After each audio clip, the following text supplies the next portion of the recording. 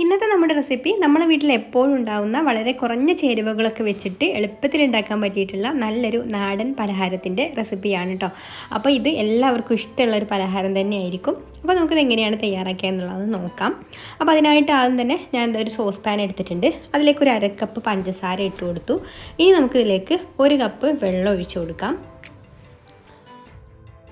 പിന്നെ ഒരു 1/2 ടീസ്പൂൺ ഏലക്കപ്പൊടിയും കൂടെ ചേർത്ത് കൊടുക്കുന്നുണ്ട്. അപ്പോൾ ഏലക്കപ്പൊടി ഇല്ലെങ്കിൽ ഒരു 2 ഏലക്ക ഒന്ന് ചതച്ചിട്ട് ഇട്ട് കൊടുത്താലും മതി.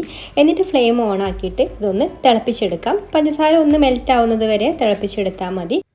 പഞ്ചസാര മെൽറ്റായി കഴിഞ്ഞാൽ പിന്നെ കൂടുതൽ നേരം ഇട്ട് തിളപ്പിച്ചെടുക്കേണ്ട. അതായത് ഇപ്പോൾ പഞ്ചസാരയൊക്കെ മെൽറ്റായി വന്നിട്ടുണ്ട്. ഇത്രയും തന്നെ മതി കേട്ടോ. ഇനി നമുക്ക് ഫ്ലെയിം ഓഫ് ആക്കിയിട്ട് ഇത് ചൂടാറാനായിട്ടൊന്ന് മാറ്റി വെക്കാം. പഞ്ചസാര പാനി ചൂടാറി വന്നതിന് ശേഷം ഞാനിത് അരിച്ചെടുത്തിട്ട് ഒരു കപ്പിലാക്കി വെച്ചിട്ടുണ്ട്. അപ്പോൾ ഏലക്കായുടെ തൊലിയൊക്കെ ഉണ്ടായതുകൊണ്ടാണ് കേട്ടോ അരിച്ചെടുത്തത്. എന്നിട്ട് ഇതാ ഒരു ബൗൾ എടുത്തിട്ട് അതിലേക്ക് നമുക്ക് 1 കപ്പ് മൈദ ഇട്ട് കൊടുക്കാം. ഇനി നമുക്ക് ഈ ഒരു പലഹാരത്തിന് കൂടുതൽ ടേസ്റ്റ് കിട്ടുന്ന ഒരു സാധനമാണ് കേട്ടോ ഇത്, കരിഞ്ജീരകം. അപ്പോൾ കരിഞ്ജീരകത്തിലാണ് ഇതിൻ്റെ ടേസ്റ്റ് മുഴുവൻ കിടക്കുന്നത്. അപ്പോൾ ഞാനിവിടെ 1 ടീസ്പൂൺ കരിഞ്ജീരകം ചേർത്ത് കൊടുത്തിട്ടുണ്ട്.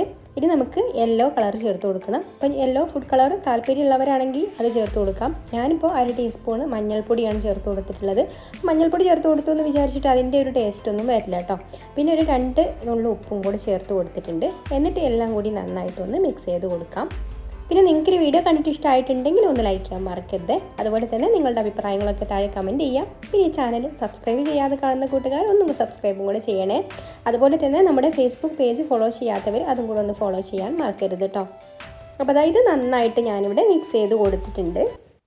ഇനി നമുക്കിതിലേക്ക് ചൂടാറിയിട്ടുള്ള പഞ്ചസാര പാനി കുറേശ്ശെ ചേർത്ത് കൊടുത്തിട്ട് മിക്സ് ചെയ്ത് കൊടുക്കാം. അപ്പോൾ ഒന്നിച്ച് ഈ ഒരു പാനി ചേർത്ത് കൊടുക്കേണ്ട. ഒന്നിച്ച് ചേർത്ത് കൊടുക്കുകയാണെന്നുണ്ടെങ്കിൽ ഇത് മിക്സ് ചെയ്ത് കൊടുക്കാൻ കുറച്ച് ബുദ്ധിമുട്ടാവും കേട്ടോ. ഒക്കെ ഒന്ന് കട്ടയായിട്ട് വരും. അപ്പോൾ ഇതുപോലെ കുറേശ്ശെ ചേർത്ത് കൊടുത്തിട്ട് മിക്സ് ചെയ്ത് കൊടുക്കുകയാണെന്നുണ്ടെങ്കിൽ നമുക്ക് എളുപ്പത്തിൽ ഇത് കട്ടയൊന്നുമില്ലാതെ മിക്സ് ചെയ്തെടുക്കാനായിട്ട് പറ്റും. അപ്പോൾ ഈ ഒരു പാനി മുഴുവനായിട്ട് ഞാനിതിലേക്ക് ചേർത്ത് കൊടുക്കുന്നുണ്ട്. ഇത് കറക്റ്റ് അളവാണ് കേട്ടോ. ഈ ഒരു 1 കപ്പ് മൈദയിലേക്ക് 1 കപ്പ് വെള്ളം കറക്റ്റ് അളവാണ്. ഇപ്പോൾ പൊടികളൊക്കെ നന്നായിട്ട് മിക്സായി വന്നിട്ടുണ്ട്. ഇനി നമുക്ക് ബാക്കിയുള്ള പാനിയും കൂടെ ഇതിലേക്ക് ചേർത്ത് കൊടുത്തിട്ട് മിക്സ് ചെയ്ത് കൊടുക്കാം.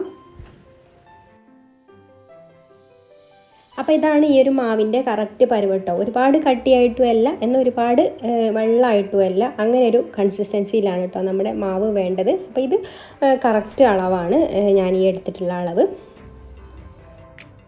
ഇനി നമുക്കിത് പൊരിച്ചെടുക്കാം. അപ്പോൾ നമ്മൾ എടുക്കുന്ന പാൻ ഇതാ ഇതുപോലെ അടിവശം പരന്നിട്ടുള്ളതായിരിക്കണം കേട്ടോ. എന്നിട്ട് ഓരോ കയ്യിൽ മാവ് ഇതാ ഇതിലേക്ക് ഒഴിച്ചു കൊടുക്കാം.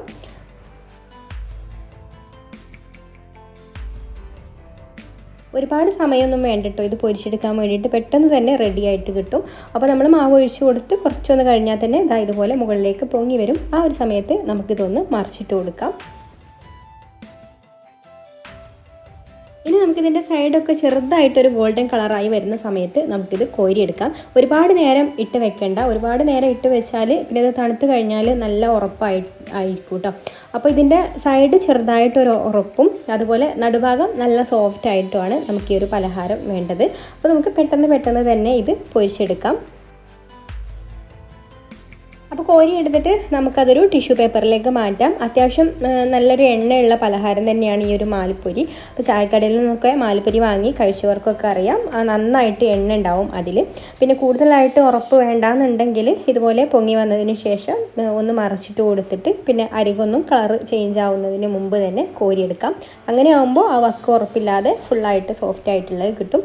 പക്ഷേ എപ്പോഴും ടേസ്റ്റ് നമ്മൾ അവർ വാങ്ങിക്കുന്നതാണ് കേട്ടോ. വാങ്ങിക്കുന്നത് പറഞ്ഞാൽ സൈഡിൽ ചെറുതായിട്ടൊരു ബ്രൗൺ കളർ വന്നിട്ടുണ്ടാവും, ഉൾഭാഗം സോഫ്റ്റ് ആയിട്ടും. അങ്ങനെയാണ് ശരിക്കും നമ്മുടെ ഒരു ചായക്കടയിലെ മാൽപ്പുരിയുടെയൊക്കെ ഒരു ടെക്സ്ചർ എന്ന് പറയുന്നത്. ഇനി നമുക്ക് ബാക്കിയുള്ളതെല്ലാം ഇതുപോലെ തന്നെ പൊരിച്ചെടുക്കാം. അപ്പോൾ ഇത്രയേ ഉള്ളൂ. 1 കപ്പ് മൈദ വെച്ചിട്ട് നമുക്കിതാ ഒരു പ്ലേറ്റ് നിറയെ മാൽപ്പുരി ഉണ്ടാക്കിയെടുക്കാൻ പറ്റിയിട്ടുണ്ട്.